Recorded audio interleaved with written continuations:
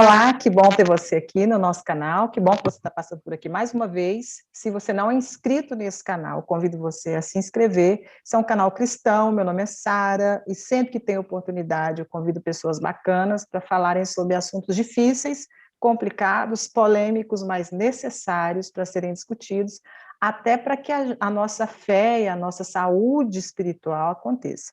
Então, que você possa compartilhar aí os nossos vídeos para outros irmãos que você conhece, para outras pessoas que você conhece, e você também se inscrever e participar sempre aqui do nosso canal, interagindo, comentando, enfim, participando conosco. Seja muito bem-vindo.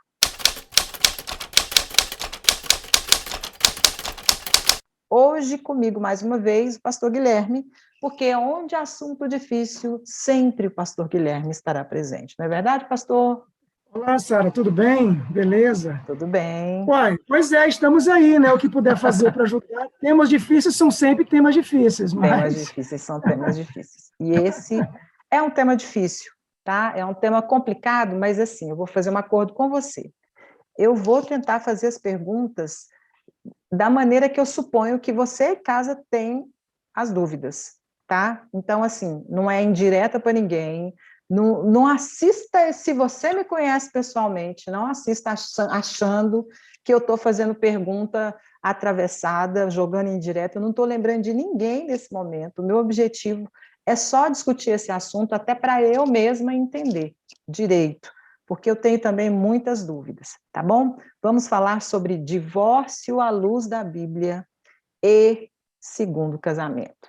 O negócio tá feio, não é verdade? Então vamos lá. Pastor, por que Moisés, ele permitiu que o homem desse carta de divórcio para a mulher? O que estava acontecendo naquela época que foi, entre aspas, necessário que Moisés, então, abrisse esse precedente aí para que ele pudesse divorciar? Sara, a melhor forma de responder essa pergunta é falando daquilo que Cristo disse. Sim. Né? Ele diz aqui em Mateus capítulo 19. E eu queria tratar esse assunto dentro desse capítulo, que já é um capítulo assim bastante complexo para tratar do assunto, né? Sim. A pergunta que você fez está em Mateus 19, versículo 7. Perguntaram assim, replicaram-lhe, por que mandou então Moisés dar carta de divórcio e repudiar? Respondeu-lhe Jesus, por causa da dureza do vosso coração e que Moisés vos permitiu repudiar vossa mulher, entretanto não foi assim desde o princípio. No caso de Moisés, é como se houvesse uma insatisfação desses homens em relação às suas próprias esposas. E aí, quando Moisés, então, diz que, nesse caso, de certa forma, haveria uma permissão, no caso aqui de texto de Mateus, porque vai ter um complemento, no caso de Cristo acrescentar um aspecto, tem a ver com a dureza do coração, tem a ver com o pecado daquelas pessoas que, na verdade, fizeram isto. Vamos encontrar o livro de Malaquias também, um outro momento também, que havia momentos onde os homens estavam repudiando suas mulheres, deixando e tal. Então, quando Deus diz que ele foi testemunha da aliança que eles fizeram na mocidade, e o texto, então, que é usado em Malaquias, é que Deus odeia, de fato, o repúdio.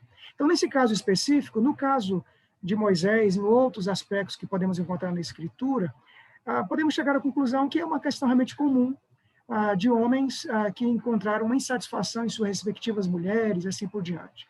E, nesse caso, teria uma válvula de escape. Então, Moisés, nesse caso, não há uma permissão, de acordo com o que Cristo está dizendo, a não ser por causa da dureza do coração daquelas pessoas. Em outras palavras, por causa do pecado que havia nelas, né? Mas naquela época não havia também a poligamia? Quer dizer, os homens já se envolviam com várias mulheres ao mesmo tempo, e mesmo assim queria despachar algumas? É assim que funciona? Essa questão da poligamia é um negócio muito complicado, né? Porque o princípio da criação sempre foi que o homem tivesse apenas uma mulher. Quando ele encontra, por exemplo, na escritura, no livro de Gênesis, né? O primeiro exemplo é o caso de Lameque, não o pai de Noé, mas Lameque, que era casado com Ada e Zilá, né? Então, nesse caso específico, já há uma corrupção nesse caso específico. Mas mesmo homens, por exemplo, que haviam mais de uma mulher, um exemplo, o caso de Davi, o próprio caso de Israel, né, no caso de Jacó, havia conceitos, regras claras naquele contexto, tanto para as esposas, quanto também para as concubinas. Então, não era um negócio, vamos dizer assim, bagunçado, desorganizado. Não, na verdade, havia critérios até para esse conceito do aspecto do homem ter mais de uma mulher. Mesmo no caso, por exemplo, de Salomão, né, que é muito conhecido na história, que teve muitas mulheres, uma daquelas mulheres eram, algumas, com certeza, eram acordos comerciais, e que havia, né, que era uma coisa muito comum nesse sentido.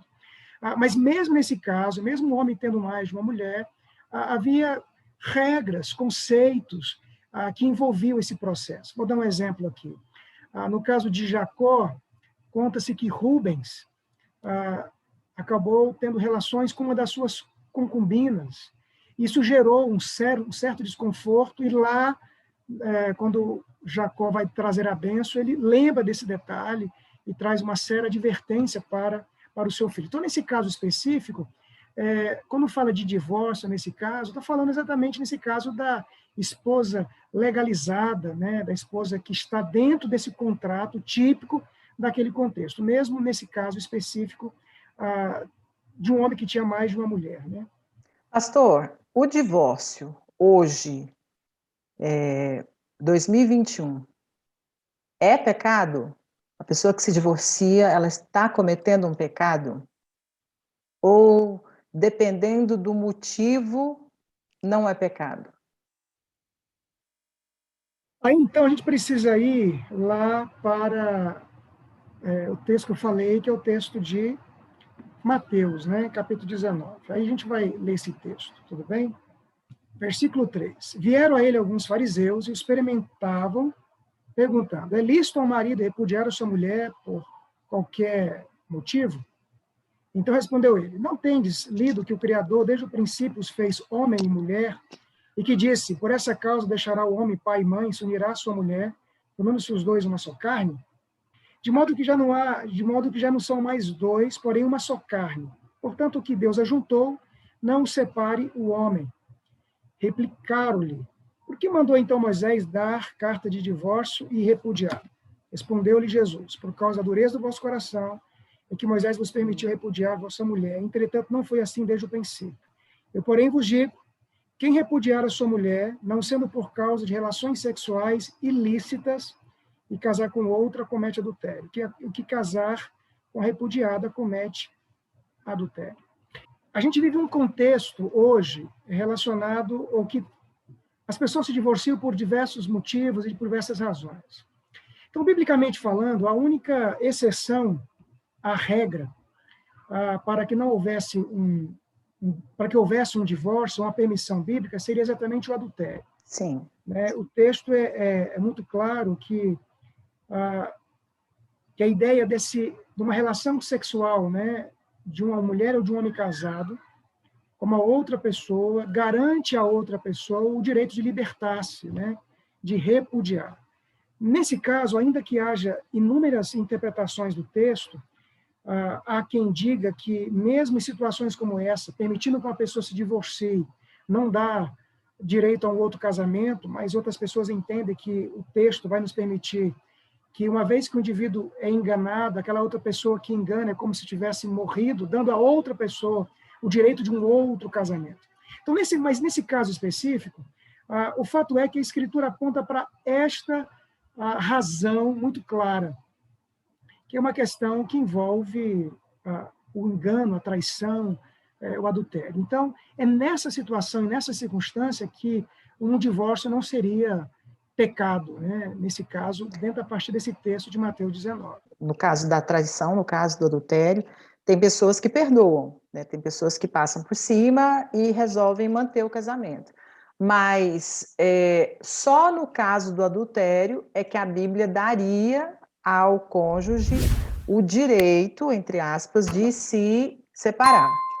Mas não é o que a gente vê, né, pastor? Não é Sim, o que tem acontecido. A gente vê muitas pessoas dentro das igrejas, cada dia mais anunciando a sua separação, o seu divórcio. Pessoas que se casam, ficam aí 6 meses, 1 ano, 2 anos casadas, e não há traição, não há adultério, muitas vezes, mas mesmo assim elas se divorciam. E aí? aí é exatamente a complexidade do processo. Porque olhando para esse texto de Mateus capítulo 19, a única razão é esta, né? Uma traição ou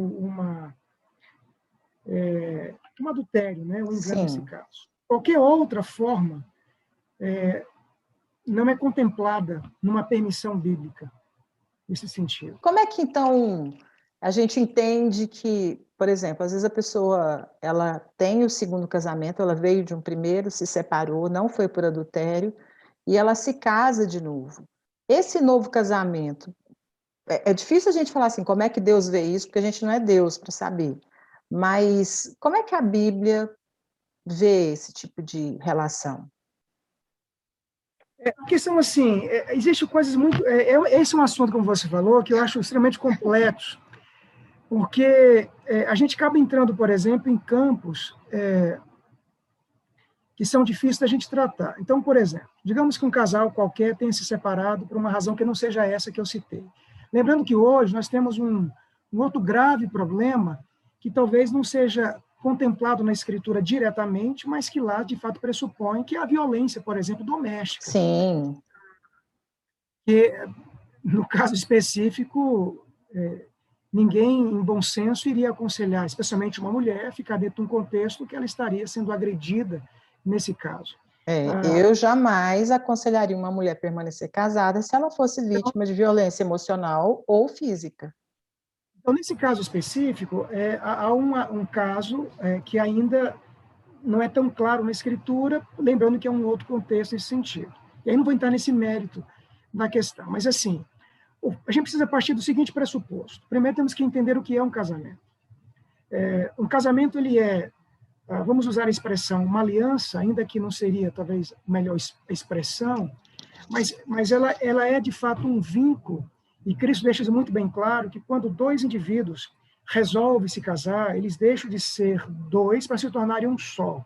É a mesma perspectiva lá do livro de Gênesis, quando diz que o elemento da criação, ou seja, que se junta. E o casamento, portanto, é esse momento onde um e o outro decide deixar os seus familiares para que possam, de fato, se juntar, fazendo, de fato, uma aliança, um vínculo. E o conceito bíblico desse vínculo seria um vínculo indissolúvel, a não ser pela morte. Então, as pessoas E deveriam que de casar... preferência não seja um assassinato, né, pastor? De um Exatamente. cônjuge do outro. Uhum. Sim. Nesse caso específico, é apenas para mostrar a seriedade do que é um casamento. Sim. Porque as pessoas, normalmente, quando elas casam pensando que é apenas um relacionamento, como se fosse um namoro, apesar que a Bíblia também não completa muito essa questão de namoro, mas é para mostrar, na verdade, a seriedade do que é este encontro. Quando Rebeca saiu da sua casa, ela viu, então, Isaac, ele levou para sua tenda e ela, então, tornou-se, na verdade, sua mulher, a sua esposa, para mostrar a seriedade do que é isso. Então, a primeira coisa que as pessoas têm que entender é que o casamento, de fato, é algo sério e que ele acontece para não ter um divórcio. Quando olhamos para a Escritura, como eu acabei de dizer, a exceção é exatamente esse contexto de um adultério e tudo mais. Mas, porém, todavia, nós devemos entender um elemento que talvez vai além dessas questões. O próprio apóstolo Paulo trata, por exemplo, das questões de sexualidade. Quando ele diz que alguém que está só, por exemplo, é melhor que ele se case do que viver, por exemplo, numa situação sexualmente aguçada e ao ponto de viver. Afoguetado, né? Que ele fica ali Isso, pegando fogo. Uhum. de viver sexualmente, por exemplo, fora do casamento, que também a Escritura diz que é pecado. Né? Esse conceito de fornicação também é pecado. Então, nesses casos específicos, é preciso também levar em consideração, e aqui eu estou apenas indo um pouco além do conceito, que envolve um elemento também de de graça divina, no sentido de que Deus age, de que Deus intervém em casos, por exemplo, de erros e de pecados, e de pessoas, por exemplo, que erraram, mas que, portanto, tiveram um conserto, tiveram, na verdade, vamos dizer assim, um arrependimento do processo, e ao casar com outra pessoa, entenderam agora que este é a aliança que deve cumprir. Erraram da primeira vez, mas que nesse segundo casamento deve, de fato, cumprir. Onde eu quero chegar nesse discurso? As pessoas nunca devem casar por casar e nunca devem se separar por uma razão a não ser esta, que a Escritura diz. Adultério. E entendendo que uma vez que isso acontece, elas erram em se separarem. Eu entendo que é, de fato, um erro e um pecado. Agora, por outro lado, nós não podemos também subestimar o tamanho da graça de Deus, como se esse indivíduo, uma vez que cometesse pecado, esse pecado tivesse agora eternamente debaixo do juízo de Deus e fosse lançado no fogo do inferno, Sim. que cometeu esse tipo de pecado. Uhum. Obviamente, uma vez que esse indivíduo venha casar-se novamente, que ele compreenda que o primeiro foi de fato um pecado e que agora precisa honrar o que é de fato um casamento. Isso não quer dizer que a quebra da primeira aliança não traga para essa pessoa, talvez pelo resto da vida, dependendo da circunstância desse divórcio, consequências pelo erro que cometeu. Mas também não quer dizer que esse indivíduo não possa, num segundo casamento, encontrar a possibilidade de fazer aquilo que agrada a Deus. A minha preocupação nesses assuntos é apenas para não banalizar o casamento e não diminuir a gravidade de um divórcio. É por isso que a gente fica num dilema em relação a essas questões, porque quando a gente fala assim, não é pecado, não, é um pecado o divórcio quando ele não é feito em relação, nesse caso que a Escritura diz, no aspecto de um adultério. Mas, por outro lado, também, nós não podemos ser punitivos de alguém que se separou por razões que não seja esta, e jogar sobre essa pessoa um peso ao ponto dessa pessoa não poder encontrar um outro relacionamento. Então, são dois extremos que temos que tomar muito cuidado. É banalizar o casamento como se fosse uma coisa sem sentido e tratar o divórcio como se fosse uma coisa sem importância. Não, são coisas sérias e graves. Mas também não jogar sobre alguém um peso tamanho como se este pecado fosse um pecado mortal, um pecado imperdoável, como a blasfêmia contra o Espírito Santo. No conceito, por exemplo, do adultério, mesmo em caso de traições, que não é uma coisa simples, tenho plena convicção de que não seja, para nenhum dos dois, ainda a Escritura sempre aponta o perdão como caminho. Mas a gente lida também com feridas que, dependendo do tamanho das feridas, são difíceis de ser tratadas. Então, por exemplo, alguém que é enganado, que é traído e tudo mais tal, pode ser que essa pessoa não consiga mais lidar com aquela pessoa, com um princípio básico de confiança. E a Escritura, então, nesse caso específico, ela libera o indivíduo. O ideal, vamos dizer assim, seria, então, que, ainda na circunstância, exercesse o perdão. Mas a pessoa que não consegue, nesse caso, não pode ser julgada, porque a Escritura, nesse caso, abre espaço nesse sentido. Agora, onde eu quero que as pessoas entendam como eu volto a dizer, é entender a seriedade do que é o casamento. As pessoas precisam pensar quando vão se casar e quando enfrentam as suas problemáticas, porque casamento tem as suas problemáticas, as pessoas não são perfeitas, elas carregam suas falhas, mas eu entendo que a correção do casamento sempre está relacionado à minha compreensão em relação ao Evangelho de Cristo.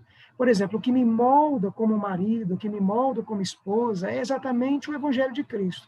Quanto mais eu encarno esse Evangelho em mim, mais ele me transforma como marido para entender o meu papel como o guardião, o protetor, que lida, que trata bem a minha esposa e assim por diante. Se for uma esposa que entende o Evangelho, ela entende esse retribuir ao seu marido. Agora, a Bíblia permite um outro casamento nessas situações claras, né? Quando o indivíduo é enganado, é traído, quando, na verdade, o indivíduo morre ou abandonado nesse sentido. Tá certo. Eu quero agradecer ao pastor Guilherme. Parece que você tem um livro aí para indicar para a turma, né? É sempre bom a gente terminar a nossa discussão, a nossa conversa aqui com uma leitura. Você pode continuar esse raciocínio em casa por meio da leitura. Então, qual é o livro, pastor, que você tem para indicar? Esse livreto aqui chamado Divórcio e Novo Casamento, editora Betânia. Um livrinho Divórcio e antigo. Novo Casamento. Uhum. Divórcio e Novo Casamento. Então, ele tem as suas teses, né, os seus argumentos. É um bom livro, acho que vai ser útil. Mas é um assunto muito complexo, e a complexidade dele é porque a gente é fruto do nosso tempo. Né? Então, as quantidades de divórcios que tem havido hoje são muitas vezes por situações banais e por coisas que podem ser tratadas e resolvidas. O problema, e aí é um conselho que eu deixo, as pessoas precisam aprender a não jogar a poeira debaixo do tapete, né? A gente precisa saber os sinais quando o nosso casamento está passando uma crise assustadora, então é hora de procurar ajuda. Porque muitas vezes, quando nós procuramos ajuda, já é tarde demais. Então, o divórcio sempre ele é penoso e sempre traz consequências muito ruins. Mesmo quando são divórcios gerados por um adultério, por exemplo. O adultério em si já é traumático, né? E o divórcio sempre vai ser. Então, a gente precisa entender que o caminho de Deus é sempre pela paz, é sempre pela alegria, pela satisfação, mas isso passa necessariamente em viver aquilo que ele estabelece como verdade. Então, viver o evangelho é o caminho que ele espera de cada um de nós, né? Tá certo. Muito obrigada, pastor, mais uma vez pela sua palavra. Eu espero que essa discussão aqui, que foi assim muito rápida, mas que ela produza fruto na sua vida. Compartilhe esse vídeo com alguém que você acha que tem dúvida, que precisa ouvir, que precisa entender melhor esse assunto. Mas deixa seu comentário sobre esse assunto aqui. Vamos continuar falando. Se tiver perguntas, pode deixar no próximo vídeo que a gente fizer com o pastor Guilherme. Ele responde a todas elas. Pastor, muito obrigada mais uma vez.